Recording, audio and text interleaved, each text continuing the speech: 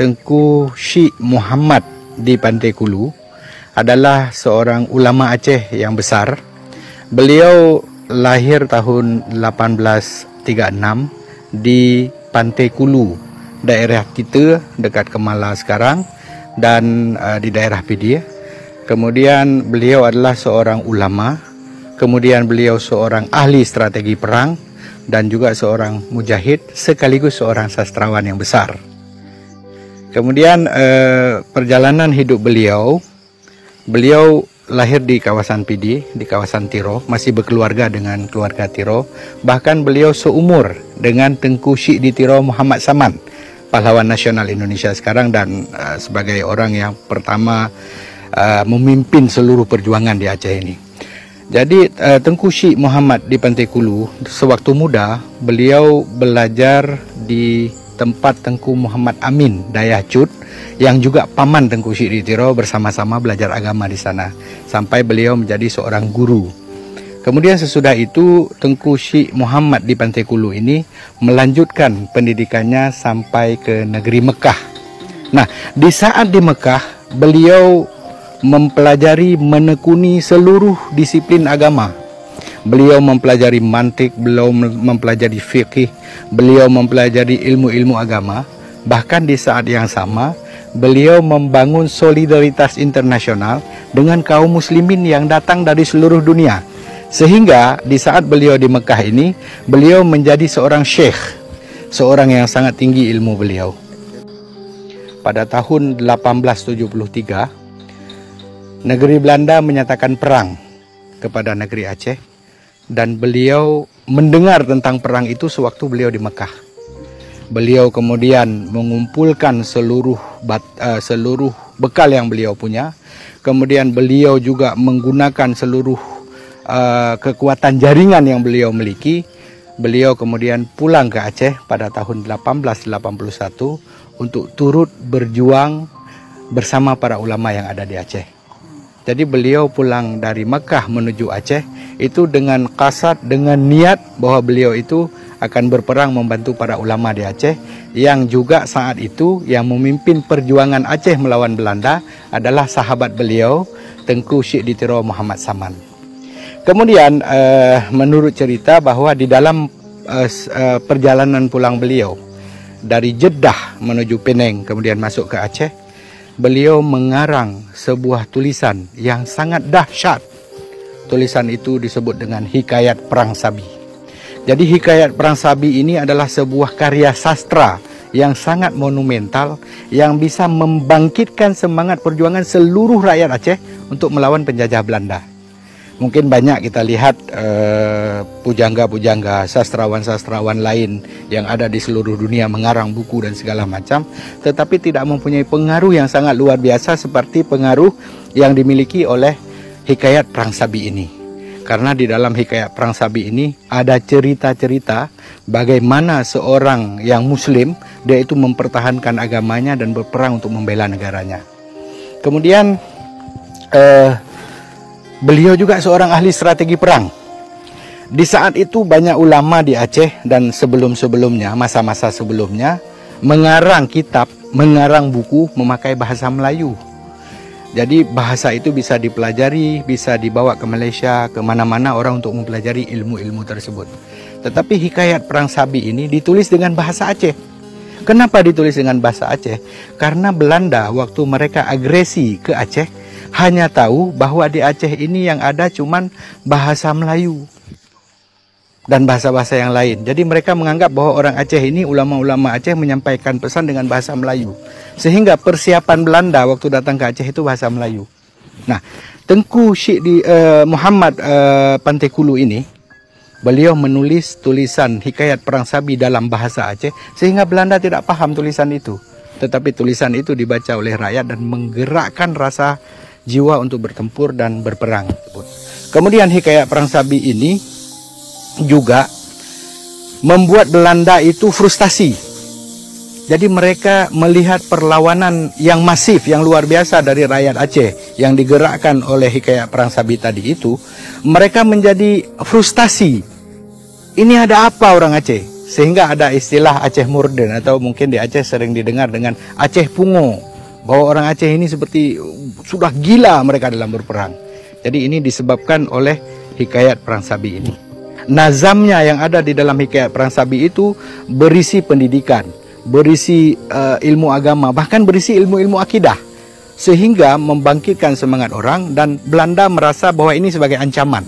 Nah, di saat itu Marsose yang selamat dari perang itu membawa seluruh harta benda Aceh, buku-buku Aceh, kitab-kitab Aceh itu ke negeri Belanda. Kemudian yang nggak bisa dibawa dibakar semuanya. Jadi Belanda itu ingin menghilangkan garis antara nenek moyang kita, endatu kita dengan generasi sekarang. Dengan Tengku Syek Pantai Kulu, dengan Tengku Syek di Tiro, ini sangat penting untuk dikaitkan kembali. Karena mereka itu pernah meletakkan dasar-dasar untuk bagaimana kita memajukan sebuah bangsa, bagaimana kita memajukan sebuah umat. Jadi Aceh ini tidak akan maju kalau Aceh itu melepaskan diri dari sejarah. Kalau Aceh tidak mempelajari ruh jiwa besar pimpinan-pimpinan Aceh dan ulama-ulama Aceh dulu. Makanya Tengku Syek Pantai Kulu ini beliau hidup dalam kesunyian, dalam arti masyarakat Aceh tidak banyak yang tahu biografi beliau. Masyarakat Aceh banyak yang tidak tahu pemikiran-pemikiran beliau. Masyarakat Aceh tidak memelihara kuburan dan komplek kuburan beliau. Ini komplek kuburan beliau. Seorang ulama besar, seorang sastrawan besar, seorang yang membangkitkan perlawanan Aceh melawan Belanda. Dan bersama beliau ini terkubur makam syuhada. Ini syuhada semua, syuhada yang meninggal dalam perang di waktu pertempuran Kuta Anak Galung. Jadi beliau syahid, kemudian meninggalkan sesuatu yang besar. Kita anak cucunya tidak bisa untuk mewarisinya. Makanya sangat penting bagi kita masyarakat di Aceh ini untuk betul-betul mengingat semua ini.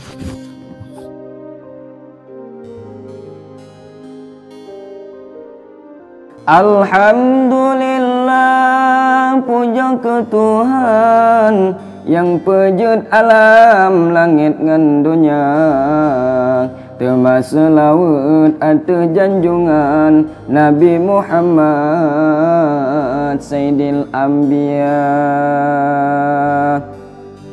Temama sabda Nabi Muhammad, narit mangatat dengohi abang, tamang syuruga barang gaso nyang najino gejak meperang. Sotem meperang sabilillah, syuruga indah nyang tat manyang, termasuk oleh urangnya sabda janjungan ulun julang. Satem ikut jalan Allah, makhludum si barang, jinolon seon atuh uleh hepang hule ulun julang. Demi Tuhan pejut Nabi, lun saksi jino sekarang, Nabi Muhammad lun saksi Rasul Rabbi dumna urang. Dum makhluk hukum sampah, barang gaso inong agam, le salam urang mertua, taufik ke Allah mudah sedang. Tak ibarat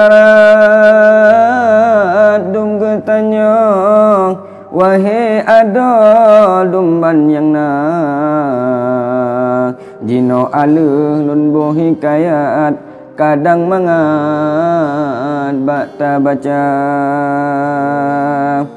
Bancut lain lun boh sino, akai getanya dum hanasa, mengli macam lun boh ayat, beik mangat bakta baca. Menyamantang rodo barat, mantang bakat ujung raja, menyamantang lan semurat, mantang sahabat jet kegurah. Jitu hujan basah bumong, jiblut urap pengedonya, mengna'ana orang bina, nakeh lako kena teka. Jet kedumnan lon merinting, menglelape hanle gurah, lon umpama kemancang, sikrak yumlang sipluh bahra. Jet kedumnan lon merinting, menglelape hanle gurah, lon umpama kemancang, sikrak yumsang sipluh bahra. Menglesing ke jampur hang, menan abang tam serupa, amma balu nudo di baknyan, metutulom urang bahagia. Ya Rasulullah, kalon ucap masa gobrap ngan mekuta, naput bulan kalon ucap masa gobrap ngan maulana, masa gobrap ngan panghule, sit kadile iman lunba, jino makin tatnya habibi, iman lun me ya Rabbana. Ikut surah patu Allah, tengku metua tajam perang, ngan firman kagem pegah kun pot Allah wahai abang. Ya go kenang adem tubuh bele metangguh jabar jang, pecitakeun rona min Tuhan, suruh gehan tatem julang. Kape Yahudi dum di sino, wahai ada talawan perang, oh getanyong perang kita seut, karena ulikut surat tabuang. Wahai tengku betar luput, nging ulikut hecut abang, firman Tuhan beta ikut, he tengku cut duda senang. Hanjun tatim dalam nanggrong, besengap dro tadu senang, perlein atu gentanyong, wahai ado tamsi sembahyang. Wajib tapubut junjub kutika, gadoh desa wahai abang, han sempurna sembahyang puasa, menghantar kira tak jabak perang. Tuhan muda besar sedang, jahe malim dum si barang, yang dapat lawan kape hasil kiling hamba urang. Perlein Bandung getanyong, betan samlakot tamutang, betat baidin pongareta, wajib tabungka tajabak perang.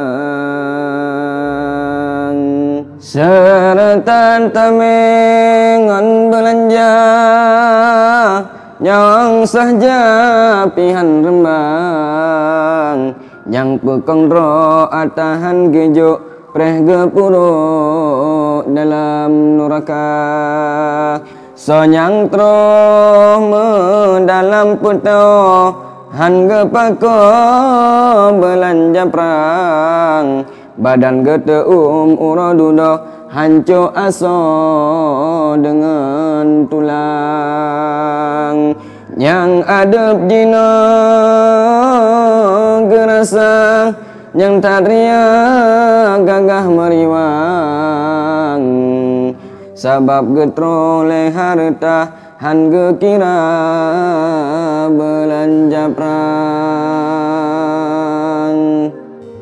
menan gerentang malaikat suruh halarat wahai abang, wahai tengku dum yang aki bekle lanti tajak meperang, hana sabe barangkari ngan perang sabi wahai abang, tapi maklum dum sahabat lun peingat dum si barang. Bulan purnama memble-ble cahaya, hai mata uro sudah bukan le, hikayat no kasih lun rawe maah ba'awai dan niba aki.